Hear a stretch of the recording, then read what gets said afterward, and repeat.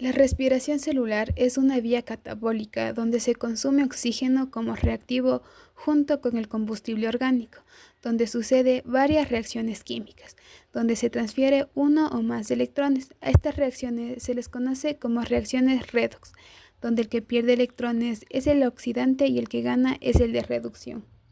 La respiración celular es una función acumulativa de tres etapas metabólicas: la glucólisis, el ciclo de Krebs y la cadena de transporte de electrones. La glucólisis significa división del azúcar, y esto es lo que ocurre a lo largo de esta vía, donde la glucosa, un azúcar de 6 carbonos, se divide en dos azúcares de 3 carbonos.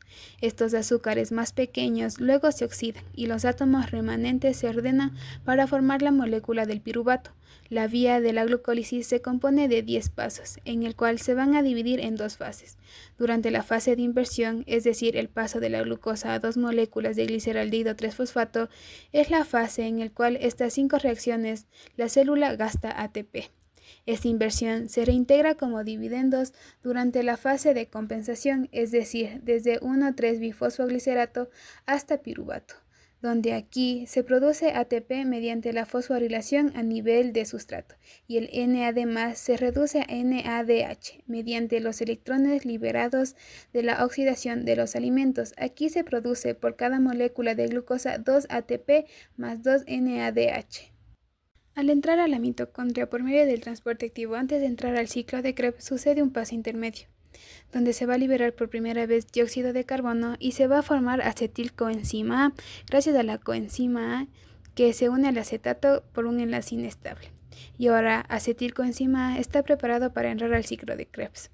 Este ciclo tiene 8 pasos, donde a medida que el piruvato se degrada a 3 moléculas de dióxido de carbono, que incluye la molécula anteriormente liberada, este ciclo va a generar un ATP en cada vuelta mediante la fosforilación a nivel del sustrato, pero la mayor parte de energía química se transfiere al NAD+ y a la coenzima relacionada FAD durante las reacciones redox. Las coenzimas reducidas NADH y FADH2 transportan su carga de electrones de alta energía hacia la cadena de transporte de electrones. La glucólisis y el ciclo de Krebs producen solo 4 moléculas de ATP, todas formadas por fosforilación a nivel de sustrato. Pero al llegar finalmente a la cadena de transporte de electrones, será aquí donde se produce la mayor cantidad de ATP. Los electrones transportados por NADH y FADH2 se transfieren a través de una serie de proteínas llamadas citocromos en la membrana mitocondrial, liberando energía. Esta energía impulsa la síntesis de ATP mediante los protones que atraviesan la membrana y regresan por un canal de ATP sintasa, un proceso conocido como quimiosmosis. Además, el total de ATP formado en la cadena serán de 34 moléculas de ATP. Por otro lado, la fotosíntesis es el proceso en el cual las plantas capturan energía solar para producir moléculas de glucosa que almacenan energía química. Este proceso ocurre en los cloroplastos y se divide en dos fases: fase luminosa y ciclo de Calvin. En la fase luminosa, aquí la energía solar se convierte en energía química en forma de ATP y NADPH. Esta fase tiene lugar en las membranas de los tilacoides en los cloroplastos, donde se encuentran dos sistemas de pigmentos llamados fotosistemas 2 y fotosistemas 1.